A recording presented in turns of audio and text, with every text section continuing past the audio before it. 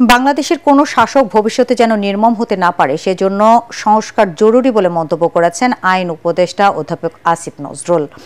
বাংলা একাডেমিতে international truth and justice প্রকল্পের আয়োজনে জুলাই আন্দোলনের রক্তক্ষয়ী সংগ্রামে ডকুমেন্টারি প্রদর্শন অনুষ্ঠানে তিনি কথা বলেন।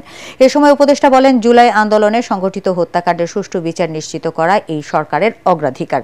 তিনি বলেন, এমন বিচার করা হবে যাতে ভবিষ্যতে এটি নিয়ে প্রশ্ন তোলার কোনো সুযোগ না থাকে। আমি আপনাদেরকে কথা দিচ্ছি, এটা সুবিচার আমরা নিশ্চিত করবই। আমি মনে করি অনেক কথা বলবে এই সরকারের। আমি মনে করি সবচেয়ে বড় দায়িত্ব হচ্ছে আমরা জুলাই গণ অভ্যুত্থানের মাধ্যমে আমরা একটা নতুন বাংলাদেশ পেয়েছি আপনাদের স্যাক্রিফাইসের বিনিময়ে।